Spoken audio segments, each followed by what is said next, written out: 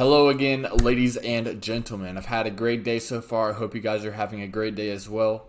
And I just want to make a quick video on how you must master yourself and the importance of self-discipline and how discipline kind of comes into play in your life and how it can help you achieve great things. So, without wasting any more of your time or my time, let's go ahead and hop into it.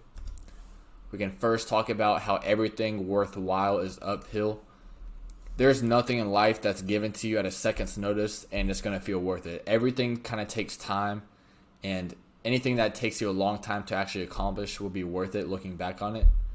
And to actually achieve these things, you have to fight and climb for it every day. And you can't really go downhill. Because the problem is we have downhill habits which kind of set us back and kind of ruins our self-mastery and ruins that momentum we've kind of built to achieve our goal.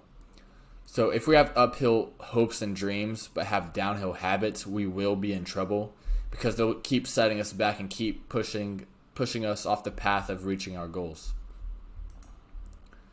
And the only way to go uphill and to stay going uphill is through self-mastery. Most of us, like myself, like to climb uphill for a few days. We have a few good days on our belt. We're building up that momentum. But then we like to coast for a little. We like to just take a break, maybe put our foot off the gas. We like to just kind of coast for a while. And those 4 days of kind of going uphill are wiped out by that 1 day of coasting. And that's because when you kind of just coast, it kind of ruins that momentum that you're building to actually go down that path to your goal. If you start coasting, you'll start kind of straying away from that path and going on a path you don't want to go down.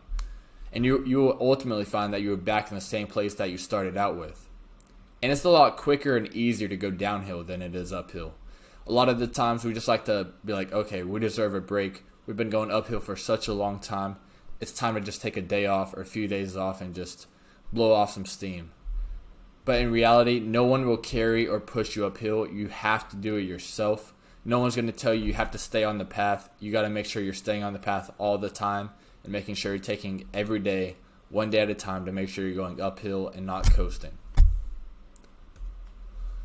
But let's go ahead and discuss, why do we even have downhill habits? Well, the reason is, I want to quote this man, Viktor Frankl here, is when a person can't find a deep sense of meaning, they distract themselves with pleasure. And that's because when we don't have a deep sense of meaning, we kind of want to fill that void with bad habits and things that just kind of pass time.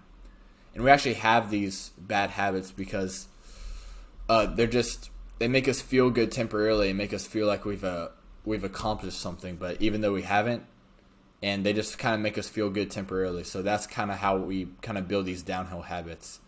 But if we can find a worthy purpose to live for, the bad habits will just disappear because they don't really align with the goals that you have in mind. And this is because you will find these bad habits actually weren't really helping you win and instead pushing you off that path of winning. So once you kind of find that purpose worth kind of striving for, these bad habits will just disappear on your own. You don't have to try to cut them out. They'll just kind of disappear. That won't even matter to you anymore.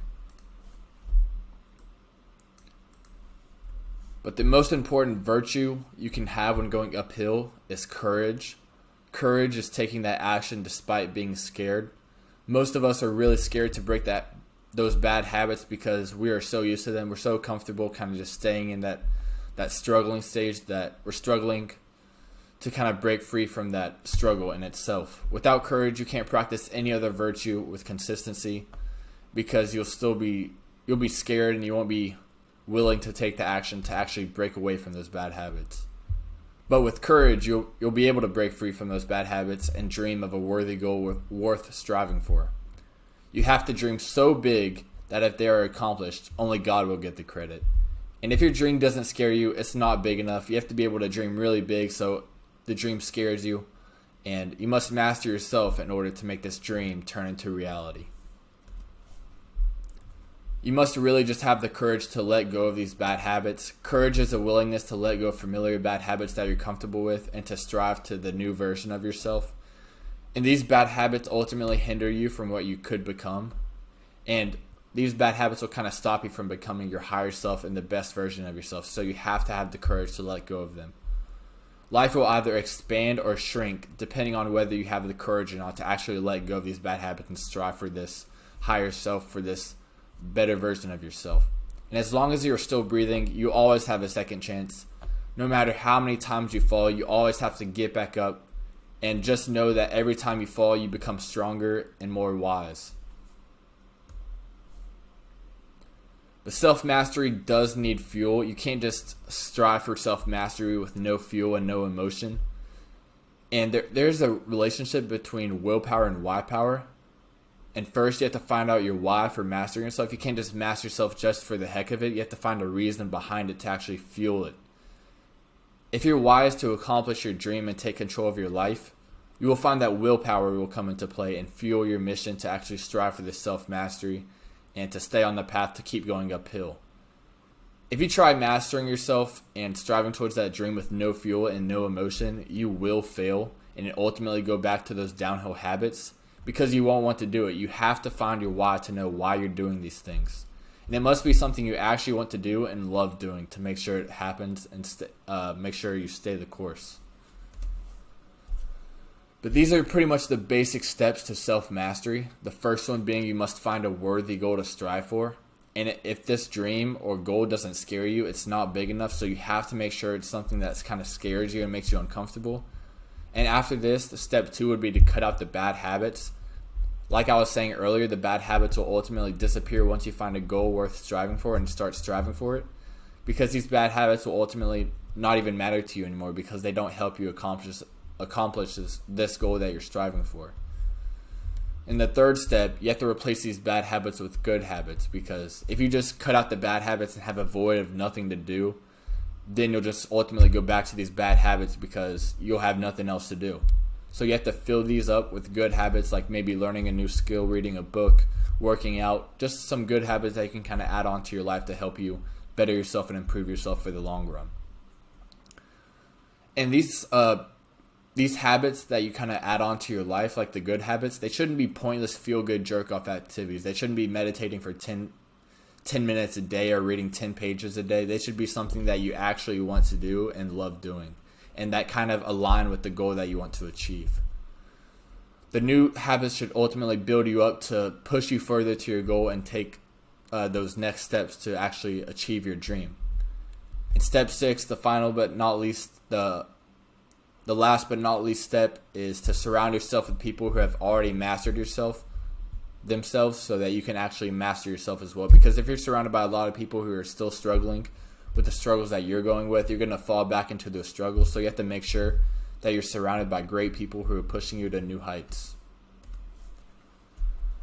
I'll go ahead and talk about my mastery journey, my self-mastery journey, and how I used to be and what I'm kind of becoming. So a few years ago, I used to drink, party, and play video games all the time. I wasn't really striving for anything. I was really just distracting myself with pleasure.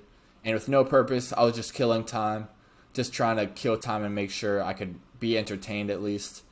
And this led me to a bottomless pit of despair and feeling a deep void in myself that I wasn't really comfortable with. So I kind of found a worthy goal, and I started the self-mastery journey by finding this goal and finding something to actually strive for. Then I just cut out all the bad habits that were kind of holding me back from achieving this goal. And of course, this took a few weeks of time to actually fully cut them out. But looking back on it, it was worth all the uncomfortable times and the times falling and getting back up. And ultimately, it was really worth it to actually keep striving for the goal I wanted. But I want to make this really important to you.